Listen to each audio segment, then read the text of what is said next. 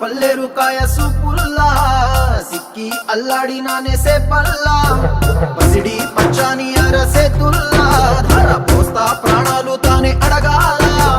Sita